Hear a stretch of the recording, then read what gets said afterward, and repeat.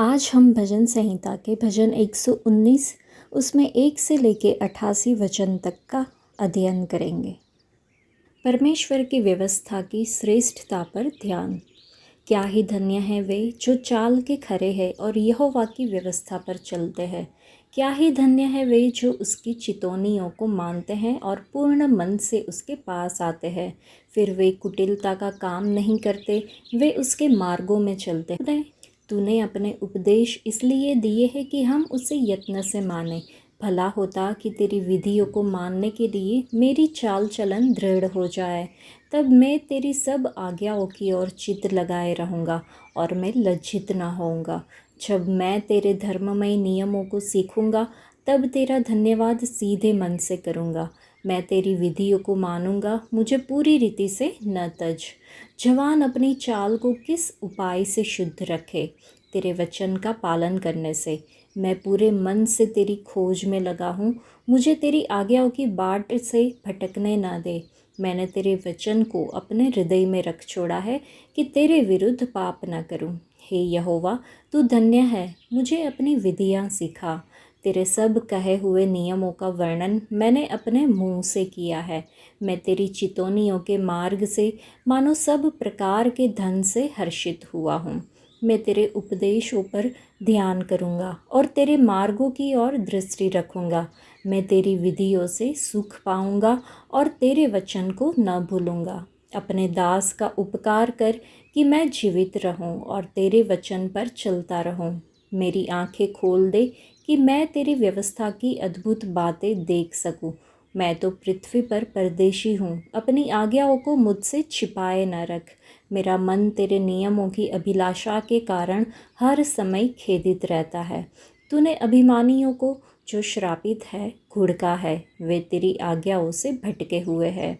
मेरी नामधराई और अपमान दूर कर, क्योंकि मैं तेरी चितौनियों को पकड़े हूँ। हाकिम भी बैठे हुए आपस में मेरे विरुद्ध बातें करते थे, परंतु तेरा दास तेरी विधियों पर ध्यान करता रहा। तेरी चितौनियाँ मेरे सुख मूल और मेरे मंत्री है। मैं धूल में पड़ा हूँ, तू अपने वचन के अनुसार मुझको झिला।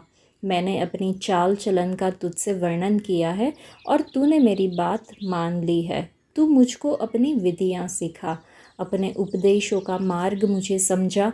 तब मैं तेरे आश्चर्य कर्मों पर ध्यान करूँगा। मेरा जीव उदासी के मारे गल चला है। तू अपने वचन के अनुसार मुझे संभाल। मुझको झूठ के मार्ग से दूर कर और कृपा करके अपनी व्यवस्था मुझे दे। मैंने सच्चाई का मार्ग चुन लिया है, तेरे नियमों की ओर मैं चित्त लगाए रहता हूँ। मैं तेरी चितौनियों में लौलीन हूँ। हे यहोवा, मुझे लज्जित ना होने दे।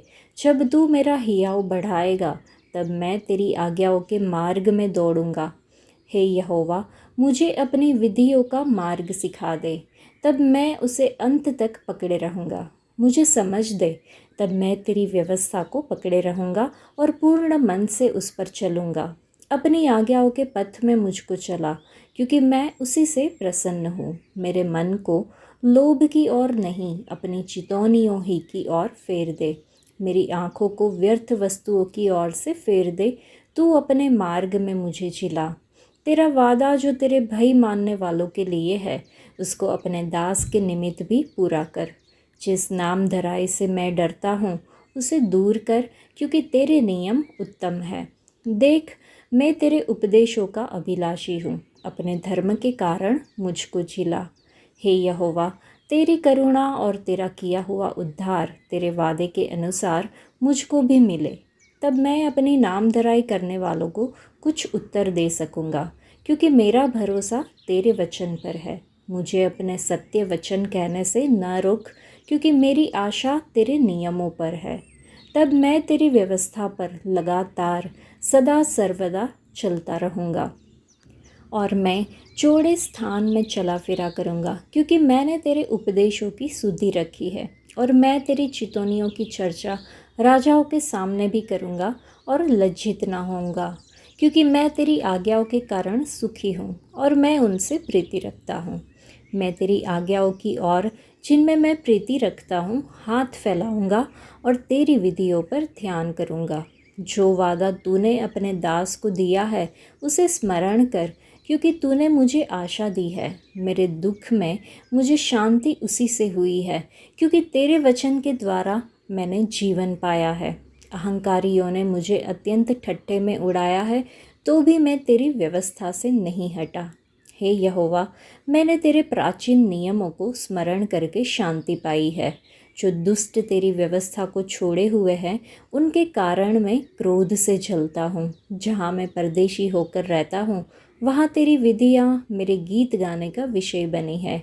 हे यहोवा, मैंने रात को तेरा नाम स्मरण किया और तेरी व्यवस्था पर चला हूँ। ये मुझसे इस कारण हुआ कि मैं तेरे उपदेशों को पकड़े हुए था। यहोवा मेरा भाग है, मैंने तेरे वचनों के अनुसार चलने का निश्चय किया है। मैंने पूरे मन से तुझे मनाया है, इसलिए अपने वादे के अनुसार मुझ पर दया कर। मैंने अपनी चाल चलन को सोचा और तेरी चितौनियों का मार्ग लिया।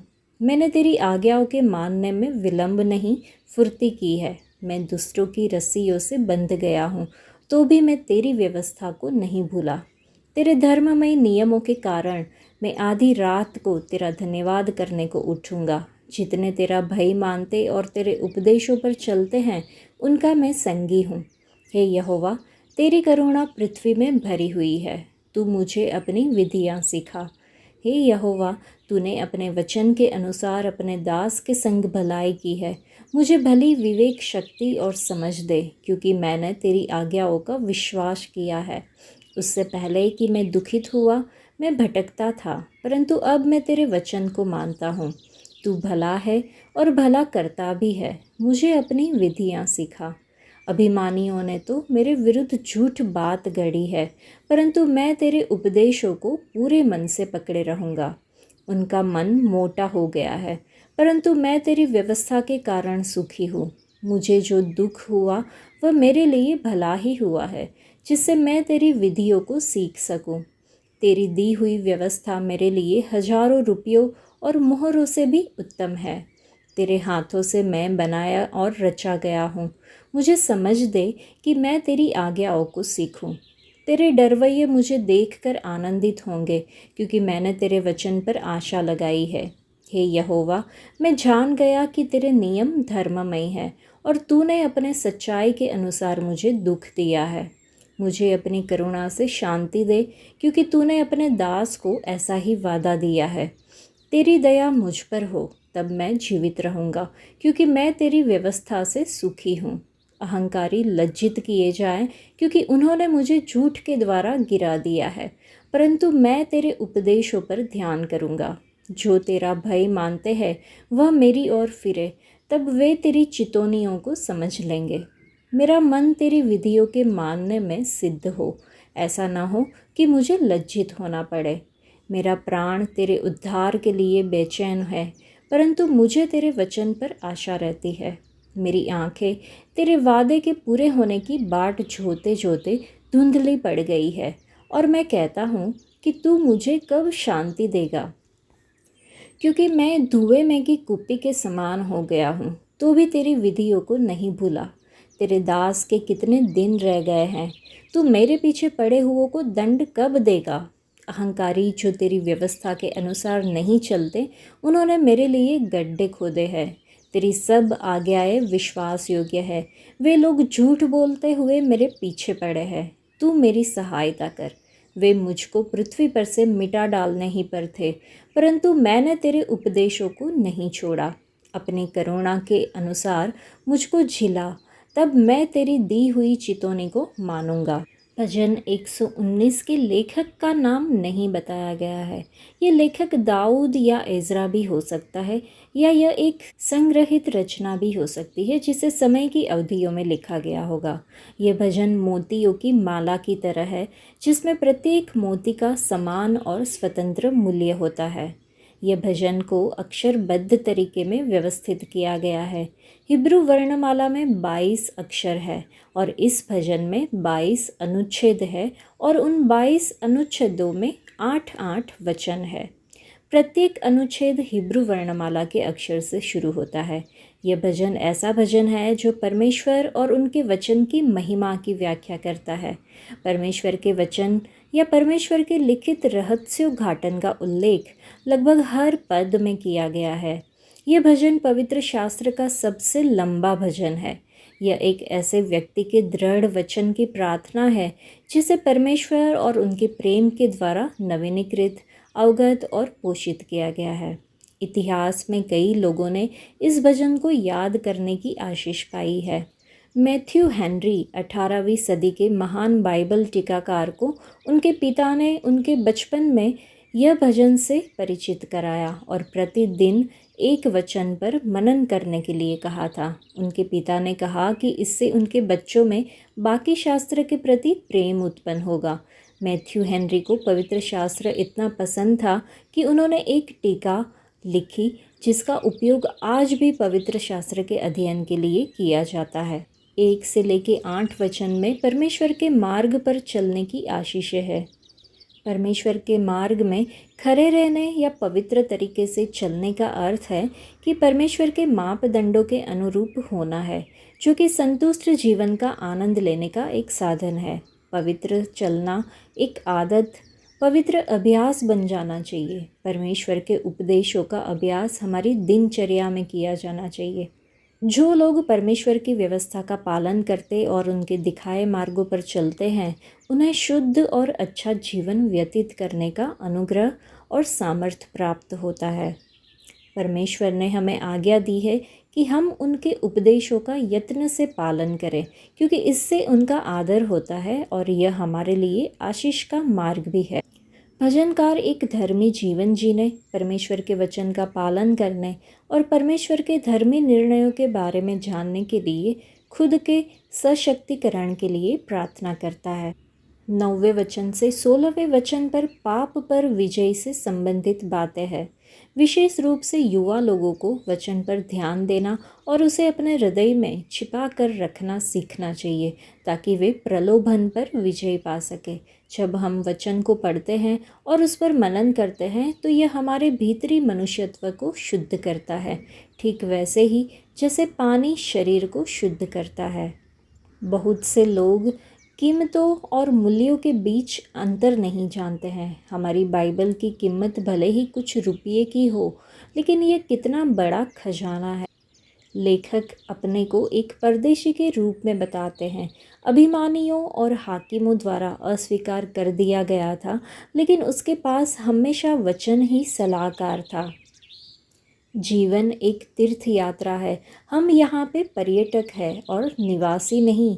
दुनिया के गीतों का हमारे लिए कोई मतलब नहीं है, लेकिन परमेश्वर का वचन हमारे दिलों के लिए एक गीत है। इस भजन का उद्देश्य परमेश्वर के वचन और उनके लोगों के दिए गए निर्देश का जश्न मनाना है। भजन की संरचना का उद्देश्य परमेश्वर की व्यवस्था को व्यवस्थित तरीके से प्रस्तुत करना है। ये व्यवस्था के बारे में एक गीत है जिसे सबसे व्यवस्थित तरीके से गाया गया है। इस भजन में भजनकार परमेश्वर की आज्ञाओं के लिए गहरे प्रेम को व्यक्त करता है, उन्हें जीवन और मार्गदर्शन के स्रोत के रूप में देखता है। यह इस विचार को रेखांकित करता है कि आध्यात्मिक विकास और नैतिक स्पष्टता के लिए परमेश्वरीय निर्देश आवश्यक है। भजनहार बार बार पुष्टि करता है कि परमेश्वर का वचन उसके पाँव के लिए दीपक है और उसके मार्ग के लिए उजियाला है। ये रूपक पवित्र शास्त्र की मार्गदर्शक प्रकृति को दर्शाता है, जो जीवन की जटिलताओं को संभालने में इसकी भूमिका पर जोर देता है। विश्वासियों को प्रतिदिन परमेश्वर के वचन पर मनन करने के लिए प्रोत्साहित किया जाता है, ताकि यह उनके विचारों और कार्यों को आकार दे सके। इस भजन का 12वां वचन हमें याद दिलाता है कि बाइबल एक खजाना है जो हमारे दिलों और जीवन को आकार देने के लिए ज़रूरी है।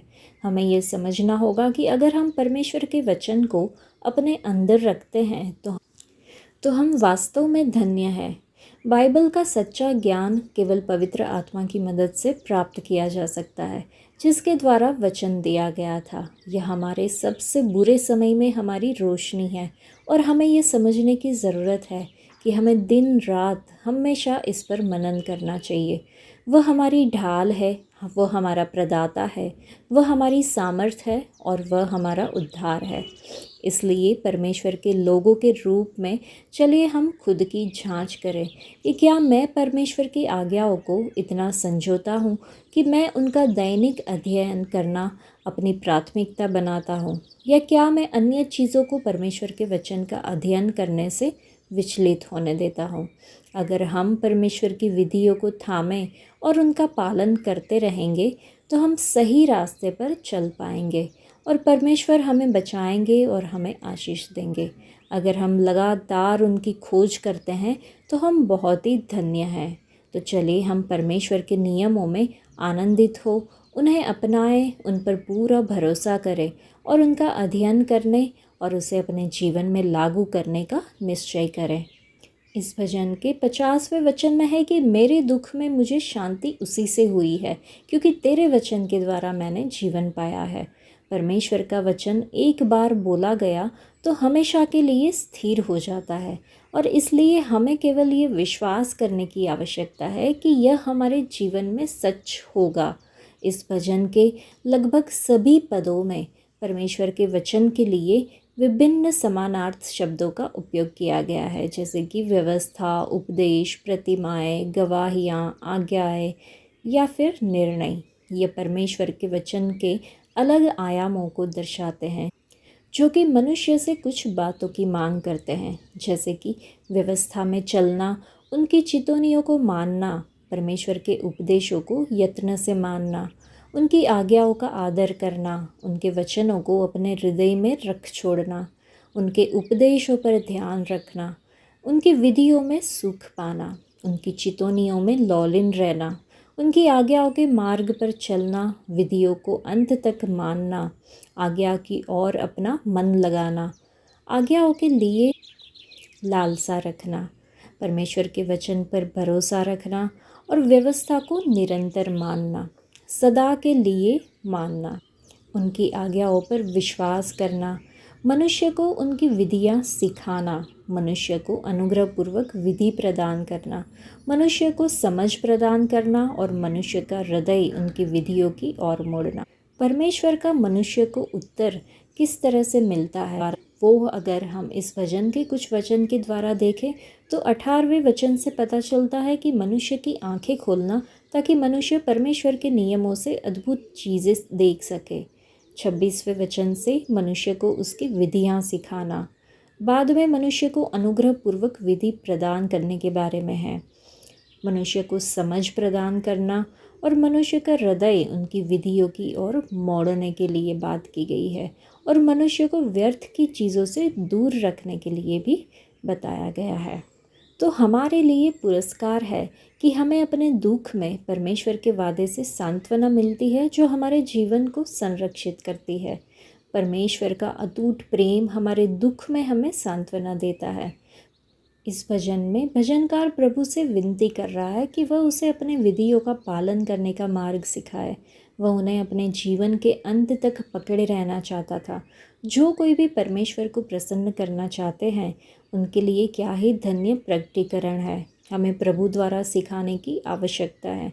भजनहार ने परमेश्वर की व्यवस्था का पालन करने के लिए अपनी समझ पर भरोसा नहीं किया। उसने परमेश्वर से समझ मांगी। वह ये स्वीकार करने में विनम्र था कि उनमें समझ की कमी थी।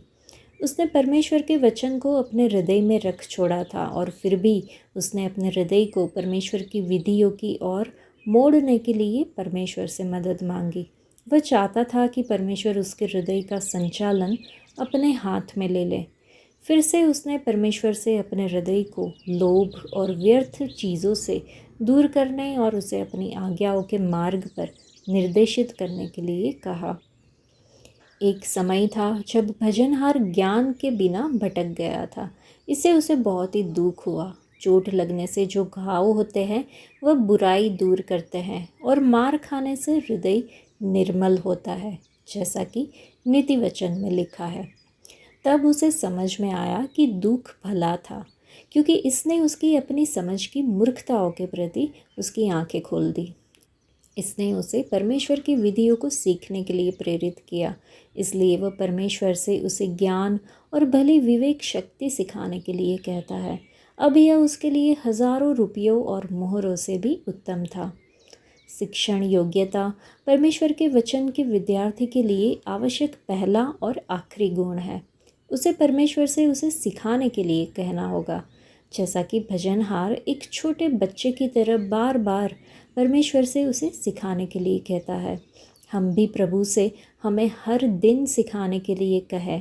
यहूदा से बेतेल आए परमेश्वर के उस जन की तरह जो अपनी मूर्खता के कारण मर गया।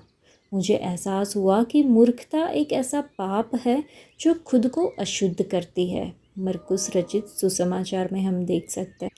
यह भी एहसास हो सकता है कि हमारी सांसारिक डिग्रियां और सांसारिक ज्ञान केवल मूर्ख ही बना सकते हैं, और यह भी एहसास हो सकता है कि ये सांसारिक प्रशंसा का कोई मतलब नहीं है। हम कितना आसानी से मानवीय ज्ञान और सुझावों से बहक जाते हैं। लोग परमेश्वरीय ज्ञान की कमी के कारण नष्ट हो जाते हैं। क्या हम अपने दिल और विचार यीशु के सामने खोलने के लिए तैयार हैं? आज के लिए इतना ही। परमेश्वर आप सबको आशीष दे। धन्यवाद।